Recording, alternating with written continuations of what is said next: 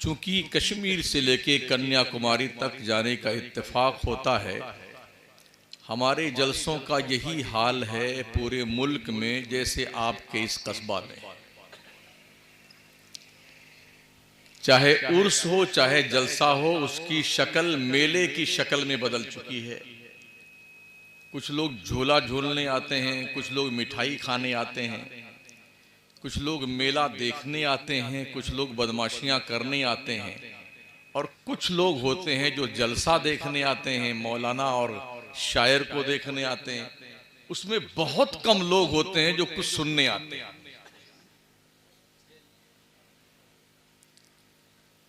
अजीज मुकर्रम हजरत मौलाना जफर साहब नाते पेश फरमा रहे थे,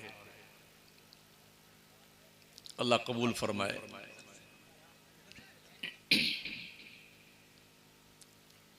बड़ी हैरत होगी आपको ये सुन करके, जब और भी कई बहुत सारे मकामात पे उर्स में गए हैं तो वहाँ जो झूला होता है, कूदने वाला एक झूला होता है, तो हमने बुर्का पहन करके माओ और बहनों को उस पर कूदते हुए देखा। तो लोग कहते हैं मौलाना आप ऐसे कैसे बोल देते? जो देखता हूँ वही बोलता हूँ यार। नहीं, नकाब पहन के औरतें उस पर उछल उछल करके झूला झूलती।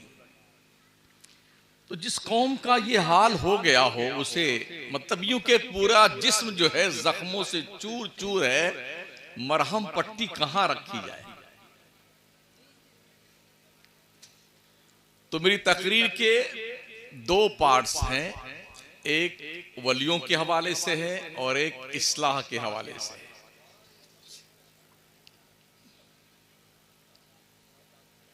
सबसे पहले ये सुन लीजिए, उर्स किसे कहते हैं। किसी भी वली का इंतकाल जिस तारीख में जितने बजे हुआ है, उस तारीख में उतने बजे उसके लिए ईसाले सवाब कर देने का नाम उर्स है। इसमें कुछ खर्चा लगता है?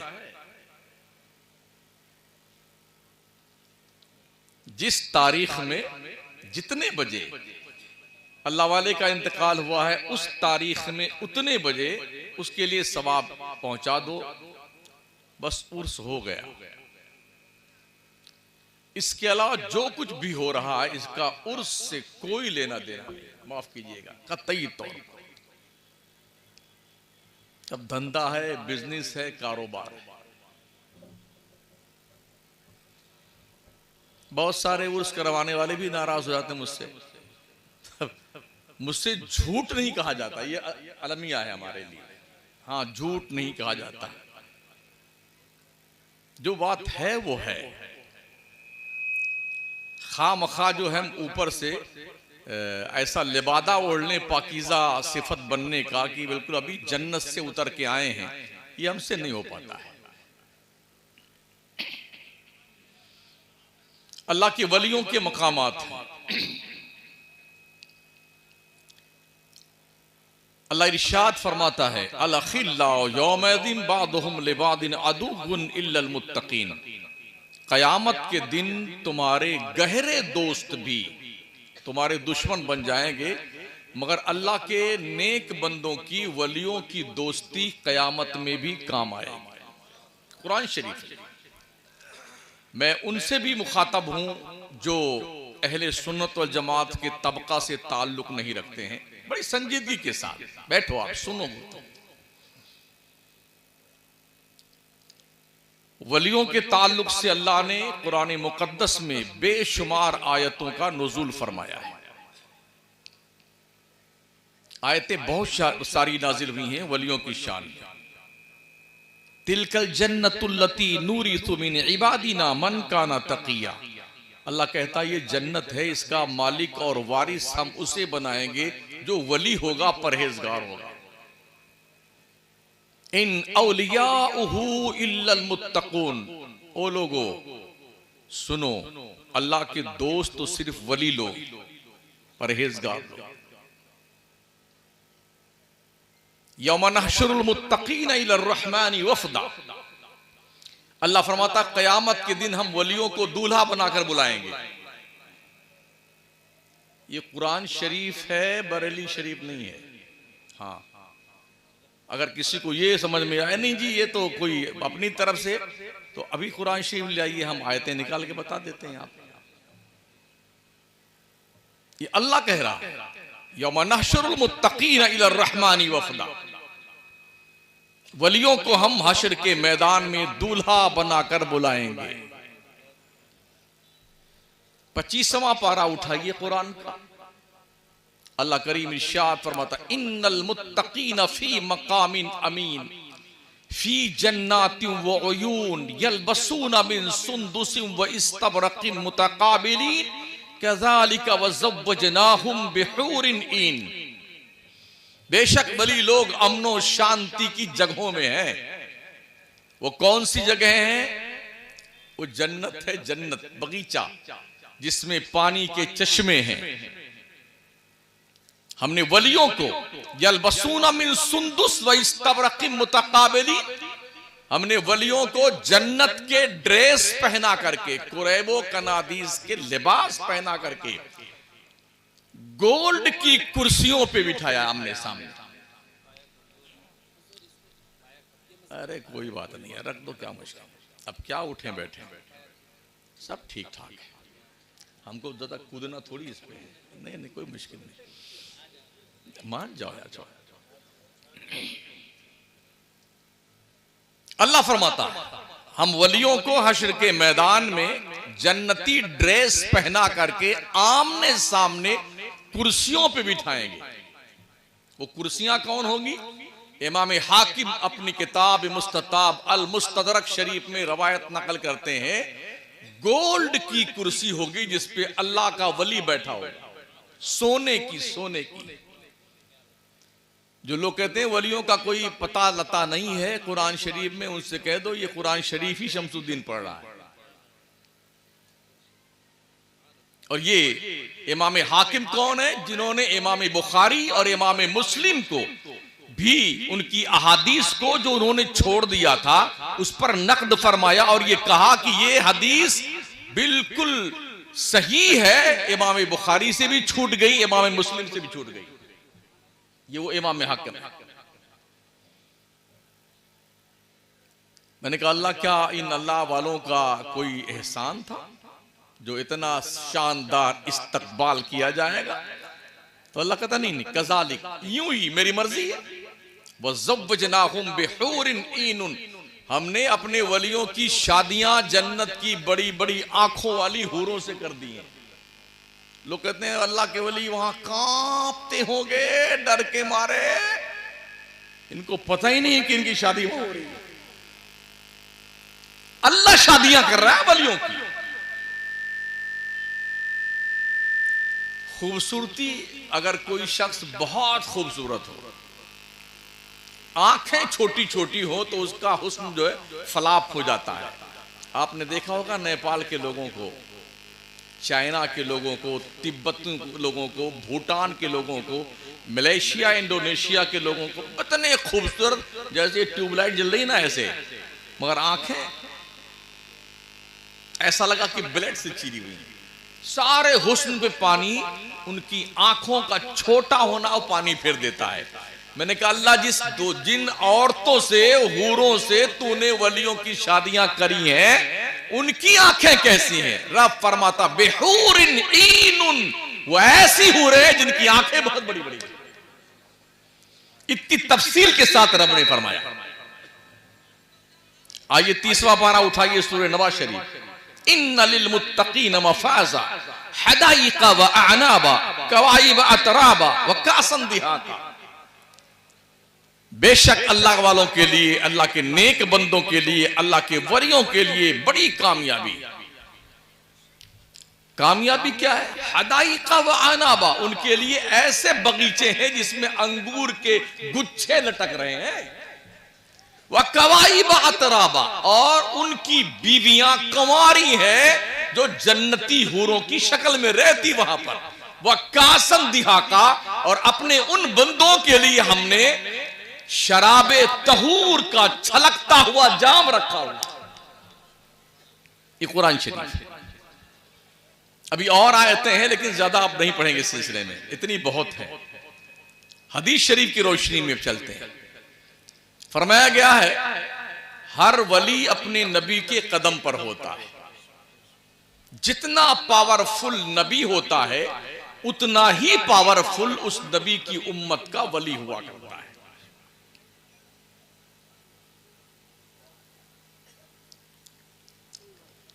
तो हमारे नबी सल्लल्लाहु तआला अलैहि वसल्लम सारे नबियों से ज्यादा पावरफुल हैं, सारे रसूलों से ज्यादा पावरफुल। सबसे औला वो आला हमारा नबी, सबसे बाला वो आला हमारा नबी।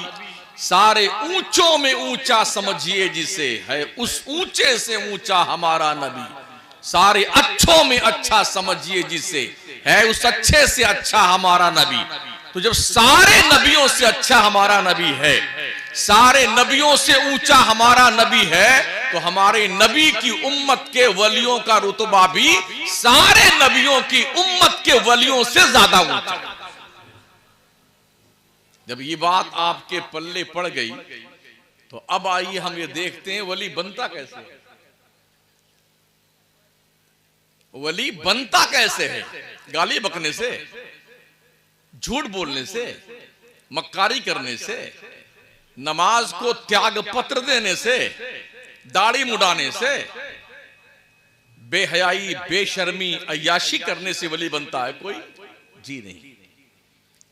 वली बनता है अपनी ख्वाहिशात नफ्सानिया को रजाए मौला के लिए खत्म कर देने वाला, सच बोलने वाला, हलाल रोजी खाने वाला, आंखों को बेशर्मी के मनाजिर से बचाने वाला, कान को गीबत और चुगली से बचाने वाला, जबान को लगविया से बचाने वाला, हराम से बचकर हलाल खाने वाला, उतनी ही खुराक लेना जितने की जरूरत इंसान को है, तब जाकर के कोई वली सेलेक्ट किया जाता है। आप यहां क्यों बैठे हैं? मैंने सुना 2 दिन का उर्स होता है यहां पर, क्यों आए? अपने दादा का उर्स क्यों नहीं करते हैं आप? अपने अब्बा का क्यों नहीं करते हैं आप? अपने खानदान का क्यों नहीं करते हैं आप उर्स? यही क्यों आए? कुछ बात तो है जिनके आरास होते हैं, जो अल्लाह वाले हैं सही मानों में, मैं उनकी बात करता हूं। हालांकि हमारे यहां ऐसे भी बहुत सारे मजार बना लिए गए हैं, कहीं बिल्ली का मजार है, कहीं घोड़े का मजार है, कहीं ईंट का मजार है, कहीं चादर का मजार है। कब धंधा फार्म में चल रहा है, हम मजे से लोग कमा रहे और खा रहे हैं। इमाम अहले सुन्नत सैयदी सरकार आला हज़रत फरमाते हैं कब्र बिला कबूर की हाजिरी नाजायज है। जहां पर कोई मुसलमान दफन न हो, घोड़ा, गधा, बिल्ली, चादर, कुर्ता, पजामा, ईंट, अल्लम बल्लम दफन हो और वहां पर जियारत करवाई जाए, तो ऐसी जगहों पे जियारत करने जाना भी हराम हो नाजायज है। वहां फातिहा पढ़ना भी नाजायज व गुनाह है, और वहां जाके मन्नतें मानना भी नाजायज व गुनाह है। मगर ये इतना फॉर्म में कारोबार है हजरत, इतना फॉर्म में कि पूछो मत।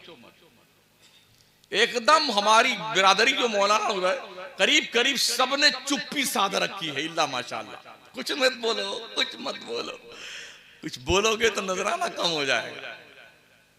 लेकिन याद रखना, जो भी जिम्मेदार जिनके पास भी इल्म है, अगर वो जानबूझ के खामोश हैं तो सुन लो, अल्लाह के नबी सल्लल्लाहु तआला अलैहि वसल्लम इरशाद फरमाते हैं मफ़हूम हदीस, जब फितने जाहिर हो, फितने, उलमा अपना इल्म जाहिर ना करें तो ऐसे आलिम गूंगे शैतान की तरह हैं,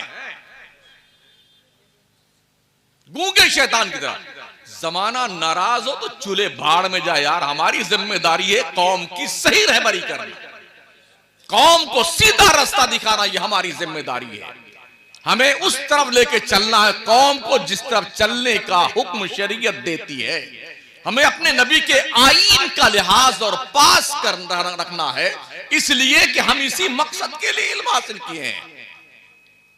हमने इल्म थोड़ी इसलिए हासिल किया कि सेठ साहब राजी हो जाएं, कमेटी राजी हो जाए, सेक्रेटरी राजी हो जाए, खजांची राजी हो, चूल्हे भाड़ में जाए सारे के सारे लोग। अगर ये दीनदार नहीं है तो हमें कुछ लेना देना नहीं ऐसे लोगों से। हमारी जिम्मेदारी है कि हम जहर को कंद नहीं कहते, शुगर के मरीजों को थम्सअप नहीं पिलाना, मिरिंडा नहीं पिलाना, और अटैक के मरीजों को चर्बी की बोटी मत खिलाना। यह हमारा काम है। अगर हमने अपनी ड्यूटी नहीं निभाई तो हमारे मुंह में आग की लगाम लगाई जाएगी, मरने के बाद जहन्नम की आग की लगाम। इसलिए हर जानकार आदमी को, आलिम को अपने इल्म को छुपाना नहीं चाहिए, चाहे कोई राजी हो चाहे कोई नाराज हो। हमें तो ये देखना हमारा रब हमसे नाराज नहीं होना चाहिए, हमारे रसूल हमसे नाराज नहीं होने चाहिए, हमें ये देखना है।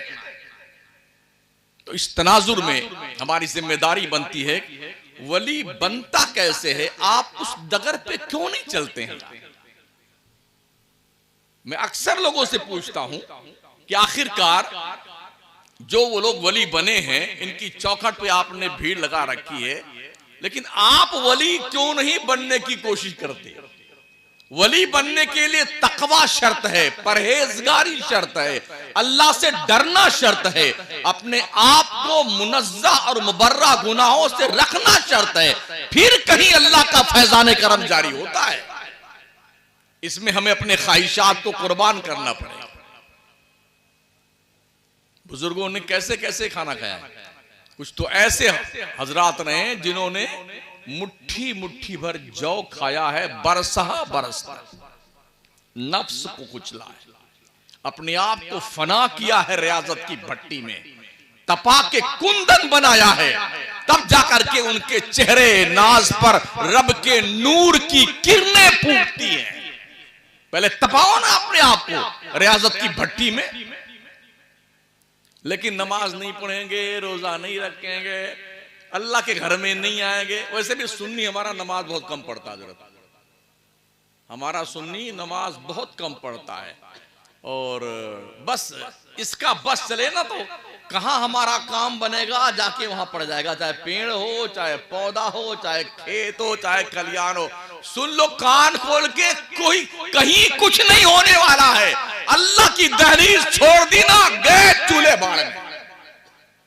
वो बादशाह आजम है, उसका ऐलान है, या अय्युहन्नास अंतुमुल फक़राउ इलल्लाह, ए लोगो तुम सब के सब अल्लाह के दरबार के मंगते हो, भिखारी हो।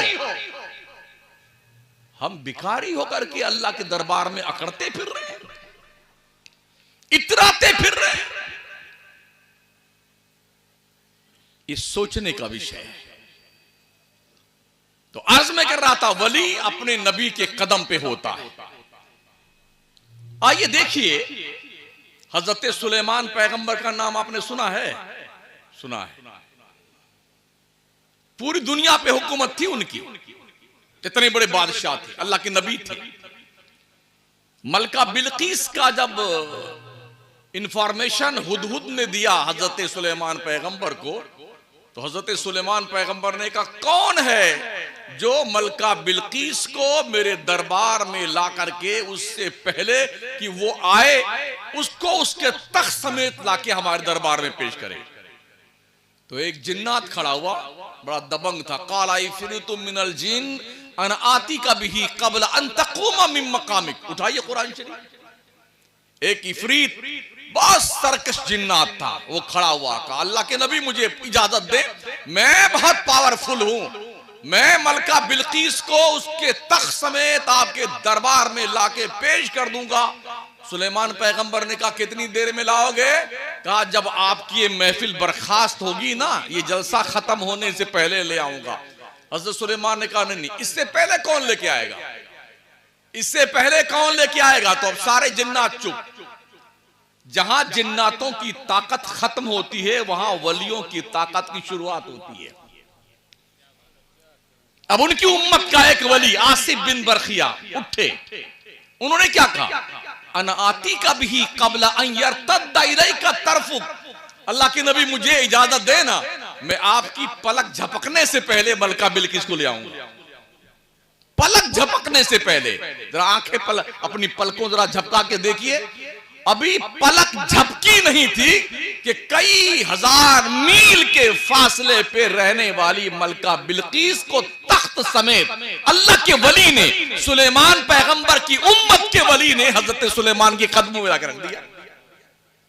पता ये चला कि नबी की उम्मत में जो औलिया होते हैं उनका पावर होता है, उनका अख्तियार होता है। और आई हजरत मरियम तो नबी नहीं है ना, हजरत ईसा पैगंबर की मां है, वलिया है, वलिया। इनकी अम्मी जान ने मन्नत मानी कि अल्लाह मेरे पेट में जो कुछ भी है ये पैदा होगा तो तेरे घर बैतुल मक़दिस के लिए खिदमत के लिए वक्फ कर दूंगी। तो अब हजरत मरियम पैदा हुई तो इनने कहा अल्लाह, उठाइए सूरह इमरान, आले इमरान, अल्लाह मैं तो सोची थी लड़का पैदा होगा, लड़का तो हुआ नहीं, लड़की पैदा हो गई और लड़की लड़के की तरह होती नहीं, या अल्लाह इसके कुछ दिन तो नापाकी के आते हैं, तो तेरे घर में अगर वक्फ कर दूंगी तो फिर क्या होगा, क्या रही। ये सारी बातें उनने अल्लाह से अर्ज करी। अल्लाह ने कहा ओ इमरान की बीवी, तूने मन्नत मानी थी ना, चुपचाप इसको वक्फ कर दे मेरे घर के लिए। कहा चलो ठीक है वक्फ करते हैं। हजरत मरियम को वक्फ करने की बारी आई तो ये हुआ कि इनकी परवरिश कौन करेगा। हजरत जकरिया पैगंबर भी थे और भी 2-3 नबी थे। तो नबियों ने कहा कि हम पालेंगे, किसी ने कहा हम पालेंगे, किसी ने कहा हम पालेंगे। तो हजरत मरियम की परवरिश के लिए गोटी डाली गई, गोटी कुरा डाला गया कि किसके हिस्से में मरियम आएगी जो उनकी परवरिश करे। तो गोटी हजरत जकरिया के नाम निकली जो हजरत मरियम के खालू रिश्ते में लगते थे। हजरत जकरिया ने हजरत मरियम को बैतुल मक़दिस के मेहराब में लाके रख दिया। उनकी छोटी सी थी, लेकिन जानते हो जब वो खाना लेके आते, पानी लेके आते, तो जब जब पहुंचते, कुल्लमा दखला अलैहा ज़करिया अल मिहराब वजदा इंदहा रिज़्क़ा, जब जब हजरत जकरिया मेहराब मरियम में आते तो वहां अलग अलग किस्म की रोजी, फल फ्रूट, बेमौसम का फल देखते। तो हजरत जकरिया को बड़ा ताज्जुब हुआ, या अल्लाह मैं ही तो खाना लेके आता हूँ, ये फल तो पूरे शहर में कहीं मिलता नहीं है, इसका मौसम भी नहीं है, बेमौसम का फल, ये रिज़्क़ कहाँ से आता है। आखिरकार पूछा हजरत जकरिया ने, क़ाल या मरियम अन्ना लकी हाज़ा, मरियम बता ये कहाँ से आता है। हजरत मरियम क्या बोलती, क़ालत हुवा मिन इंदिल्लाह, अल्लाह के नबी सुनो, ये रोजी अल्लाह की तरफ से मेरे पास आती है। ये नबी नहीं है, नबी की माँ है, रसूल की माँ है, वलिया है। वो क्या फरमाती हैं, ये रोजी अल्लाह की तरफ से मेरे पास आती है।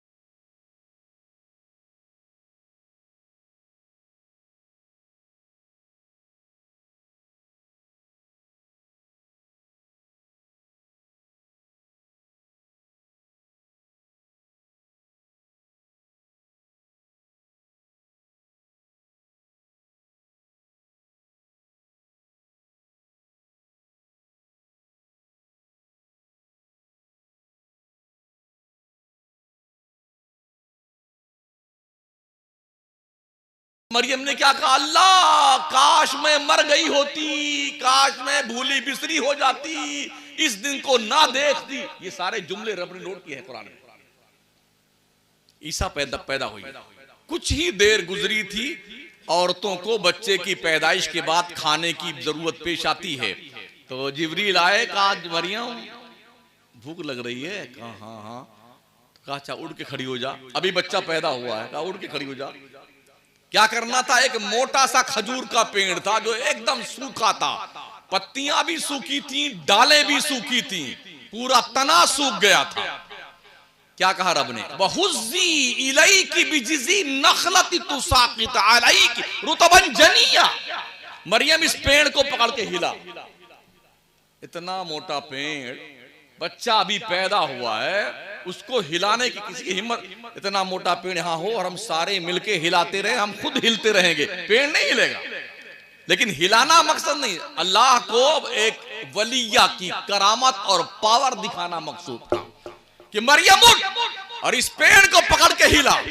मरियम उठी कैसे कैसे करके, पेड़ को हाथ लगाया ना, पेड़ हरा हुआ, पत्तियां आई, फूल आए, फल आए, पक भी गए, गिरने भी लगे। और कितनी देर में, बस ये छुआ और यूं। इसे क्या कहेंगे आप, एक वलिया की करामत, एक वलिया का पावर। ये कुरान शरीफ की बात कर रहा हूं मैं। हाथ लगाते ही पेड़ हरा हुआ। खजूर का पेड़ 7 साल के बाद फूल लाता है, फूल आता है, फिर फल आता है, फिर पकने में बहुत ज्यादा जमाना लगता है, फिर उसको गिरने के तरोताजा बनने में ये सारा एक लंबा वक्फा चाहिए होता है। लेकिन जब वलिया का हाथ टच हो जाए ना, तो बस छूते देर नहीं लगती कि बस माशाल्लाह रब की बरकतें शुरू हो जाती। गिरने लगी खजूरें, हजरत मरियम ने खाया उसे। अच्छा, खजूर खाने के बाद प्यास बहुत ज्यादा लगती है, तो प्यास की शिद्दत ने सताया, तो जिब्रील को अल्लाह ने कहा जा और पहाड़ पर ठोकर लगा के पानी का चश्मा जारी कर दे। जिब्रील आए, उनने ठोकर लगाई पहाड़ पे, पानी का चश्मा जारी हुआ। अल्लाह ने फरमाया, जिब्रील कह दे मरियम से, फकुली वशरबी वकर्री आईना, खाओ पियो और अपनी आंखों को ठंडक दो मरियम।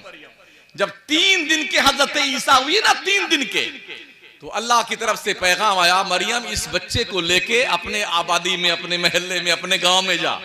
कितना बड़ा इम्तिहान है, कितना बड़ा इम्तिहान है। अब हजरत मरियम ने अपने शहजादे को गोद में उठाया, लेके चली, पूरा कस्बा रास्ता घेर लिया।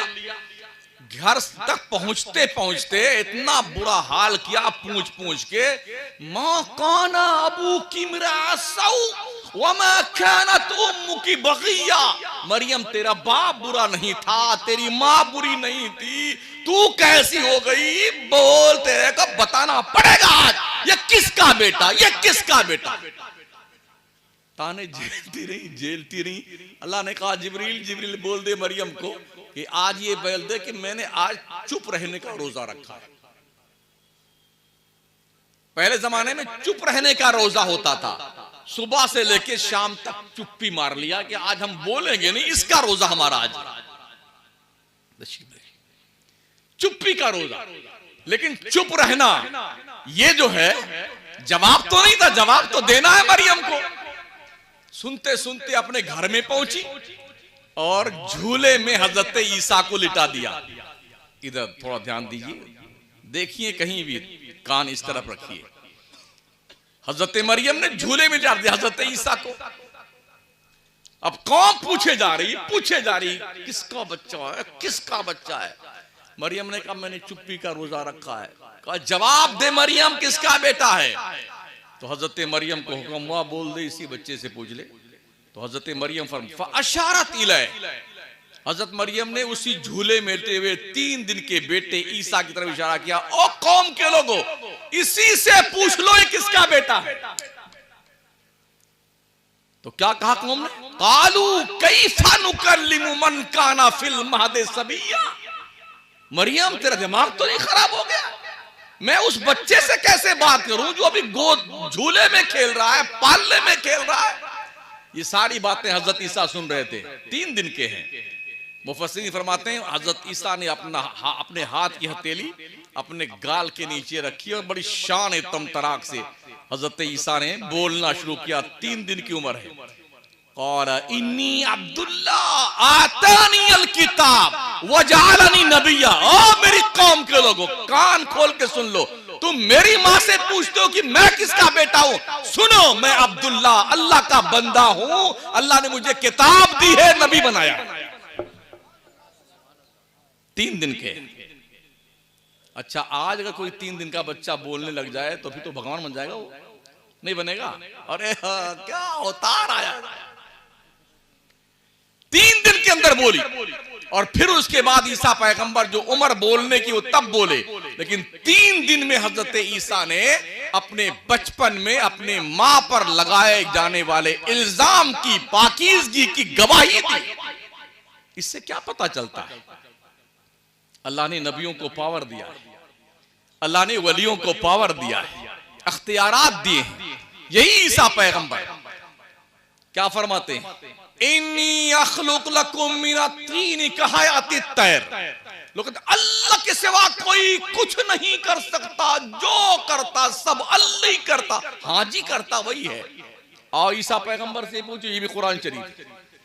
हजरत ईसा क्या कहते हैं? इन्नी अखलुक लकुम मिनत्तीन कहायाति तैर। बेशक मैं गीली मिट्टी से परिंदों की मूरत बनाता हूं। अखलुको, मैं बनाता हूं। यखलुको वो नहीं, मैं बनाता हूं। सेग़े मुतकल्लिम में अखलुको, मैं मिट्टी से परिंदों की मूरत बनाता हूं। फ़अनफ़ुख़ु फ़ी, फिर मैं उसमें दम करता हूं। यनफ़ुख़ु, अल्लाह दम नहीं करता, अनफ़ुख़ु, मैं दम करता हूं। फ़यकूनु तैरन बिइज़्निल्लाह, जब मैं मिट्टी के चिड़िया में फूंक मारता हूं तो मिट्टी की चिड़िया हवा में उड़ने लगती जिंदा होकर के। अच्छा, ऐसा कोई बाबा आ जाए आपके इस शकरी में तो उसकी तो निकल पड़ेगी, नहीं निकल पड़ेगी। मिट्टी का परिंदा बनाकर फूंक मार के उड़ा दे उसे जिंदा करके।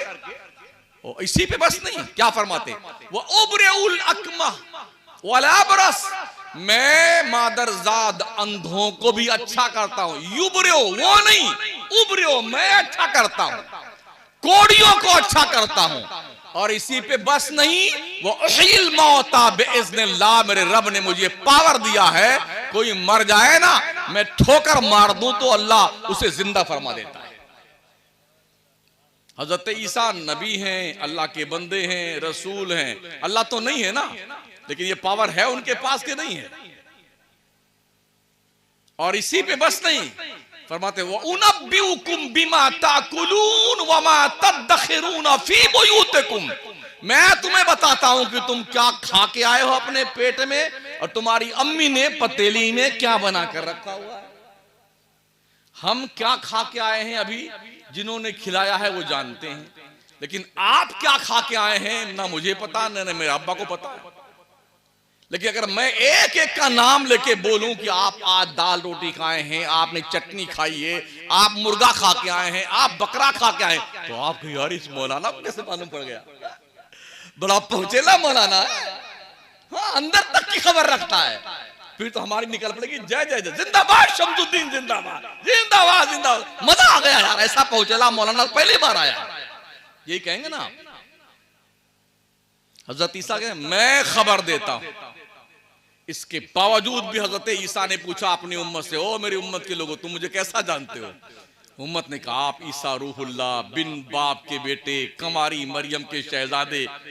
कहा, सुनो सुनो, मेरे बाद जो आ रहा है ना, याती मिन बाद इस्मुहु अहमद, मेरे बाद जो आ रहा है उसका नाम अहमद है।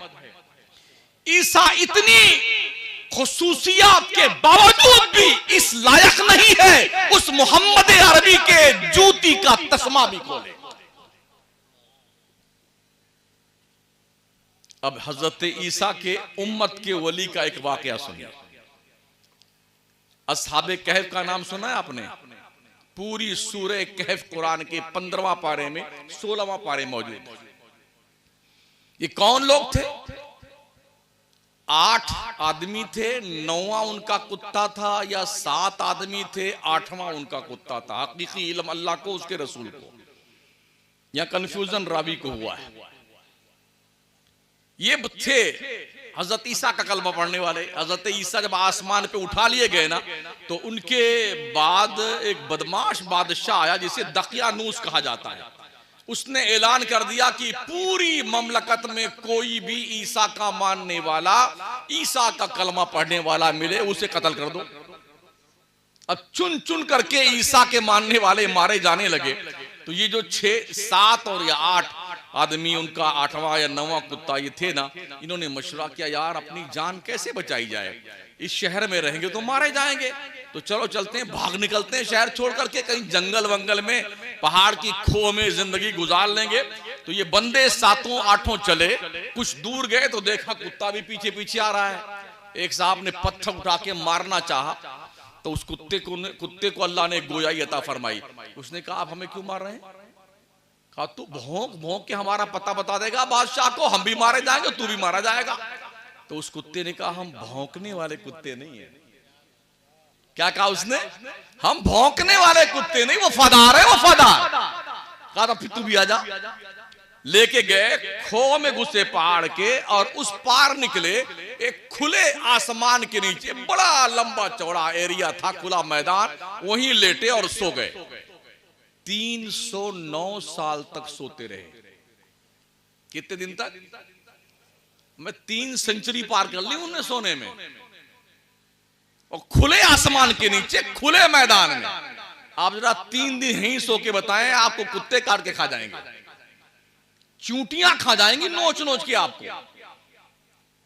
उन दोस्तों के लिए अल्लाह ने, अपने वलियों के लिए, ईसा की उम्मत के औलिया के लिए, जिन्होंने अपना ईमान बचाने के लिए शहर छोड़ा, घर बार छोड़ा, रब ने जानते हो क्या किया उनके लिए? उठाइए कुरान, अल्लाह फरमाता, वतरशम्सा इज़ा तलअत तज़ावर अन कहफिहिम ज़ातल यमीन व इज़ा गरबत तक़रिदुहुम ज़ातल शिमाल व हुम फी फजवतिन मिन्हु। मुस्तफा, तुम देखोगे जब सूरज निकलता है ना, तो दाहिने कट जाता है, डूबता है तो बाएं कट जाता है। किस लिए? ताकि मेरे दोस्त जो खुले आसमान के नीचे सो रहे हैं, सूरज की गर्मी से इन्हें तकलीफ ना पहुंचने पाए। मेरे रब ने सूरज का रूट डाइवर्ट कर दिया 309 साल के लिए, रास्ता बदल दिया। खबरदार सूरज, तुझे सीधे निकल के नहीं गुजर रहा है, जब निकलने लगना तो दाहिने कट जाना। वह तरशम्सा इज़ा तलअत तज़ावर अन कहफिहिम ज़ातल यमीन व इज़ा गरबत तक़रिदुहुम ज़ातल शिमाल, जब डूबने लगना तो बाएं कट जाना, ताकि तेरी तेज निगाहों की रोशनी मेरे दोस्तों के जिस्म को गर्मी से तकलीफ ना दे। 309 साल तक अल्लाह ने निजाम शमसी का रूट डाइवर्ट कर रखा था, अपने दोस्तों के लिए, अपने वलियों के लिए। और प्यारे आका की प्यारी दीवार, मुझे बताओ, एक कुत्ता कितने साल जिंदा रहता है? भाई बड़े तजर्बाकार भी आप लोगों में, कुत्ते की उम्र कितनी होती है? ज्यादा से ज्यादा 20 साल, तो मर ही जाता है ना उसके बाद वो। इससे पता ही चलता है, अगर कुत्ता जैसा जानवर भी वली के आस्ताने की गदागरी इख्तियार कर ले, तो उसकी उम्र भी 309 साल बढ़ा दी जाती है ना। एक वली के चौखट की जारूब कशी अगर कुत्ता इख्तियार कर ले, तो अल्लाह करीम उसकी उम्र वलियों के कदमों की बरकत से 300 साल बढ़ा देता है। वह कल्बुहुम बासितुन ज़िराइहि बिल वसीद, अल्लाह फरमाता, उनका कुत्ता अपने यार की चौखट पे पैर फैलाए पड़ा हुआ है। अल्लाह ने और क्या किया उन वलियों के लिए? अल्लाह करीम ने उन वलियों के लिए किया, साल भर में एक दिन 10वीं मुहर्रम को फरिश्तों की ड्यूटी लगा रखी थी। तुम जाओ फरिश्तों, मेरे वली सो रहे हैं, इनकी करवट बदल देना। अल्लाह ने करवट बदलवाई किससे? फरिश्तों के जरिए से। 309 साल तक साल में एक बार आते फरिश्ते, करवट बदल के चले जाते। कुत्ते को करवट नहीं बदलवाते थे, लेकिन उसे पता चल जाता था कि मेरे दोस्तों ने करवट बदली है, तो वो भी बदल लेता था। ये उस जमाने की बात है जब इल्म गैब पर इतराज करने वाले पैदा नहीं हुए जी। अगर वलियों की चौखट से कुत्ता जैसा जानवर भी वफादारी कर जाए ना तो उससे भी इतना इल्म हो जाता है, यार नबियों का पावर तो बड़ा ऊंचा है, वलियों का पावर तो बड़ा ऊंचा है। ये काम चलता रहा है 309 साल तक। दुनिया के अंदर का कोई भी कुत्ता जन्नत में नहीं जाएगा, एक ही कुत्ता जाएगा जन्नत में हजरत, एक कुत्ता, और वो भी अल्लामा, मौलाना, मुफ्ती, हजरत, हुजूर, अमीर जमात बन के जाएगा। कसम खुदा की एक दिन के लिए चिल्ले में नहीं गया, वो कभी नहीं गया हजरत। एक को नमाज नहीं पढ़ी उस कुत्ते ने, कभी इंजील खोल के नहीं देखा उसने, मगर अल्लाह अकबर जन्नत में जाएगा वो, अल्लामा बन के, मुफ्ती बन करके, हजरत हुजूर बन के जाएगा, अमीर जमात बन के जाएगा। जानते हो कैसे? हजरत मूसा के दौर में एक आदमी था जो बड़ा मुस्तजाबुद दावात था, बलाम इब्ने बाऊर, बड़ी लंबी उम्र पाई थी उसने।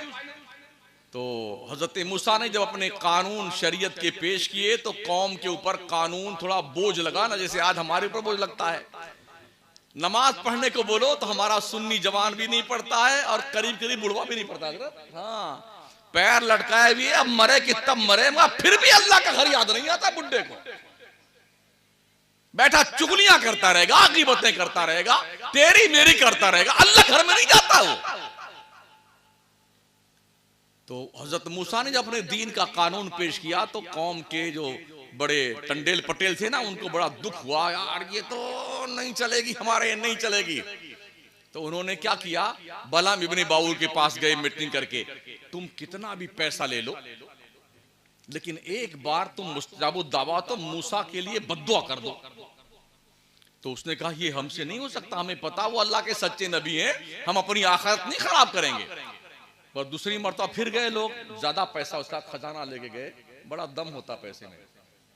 नकीब साहब आपने देखा होगा, हाँ, जब 5-5 रुपया आता रहता तो शेर बढ़ते जाते हैं नहीं बढ़ते हैं? एक और शेर सुन लीजिए साहब, एक और सुन लीजिए, माशाल्लाह अभी नाजिल हुआ है। अच्छे शायर अच्छे नात खां कम है, तो पैसा ज्यादा आ गया ना, ओहो तो अच्छा इतना ले लो यार, अब तो मान जाओ। बाउर साहब पगला गया वो पैसा देख करके। जब पगलाया ना, बद्दुआ के लिए हाथ उठाया तो अल्लाह ने उसके चेहरे को मस्क कर दिया, अल्लाह ने उसका इल्म छीन लिया, उसकी दुआओं की बरकत छीन ली, तबाह बर्बाद हो गया वो। ना खुदा ही मिला ना वसाले सनम, ना इधर के रहे ना उधर के रहे। तो बलाम इब्ने बाऊर की शक्ल में मुस्तजाबुद दावात, अल्लामा, मौलाना, अमीर जमात, हजरत जी बन करके वो कुत्ता जन्नत में जाएगा। किसकी वजह से? वलियों की चौखट पे बैठने की वजह से।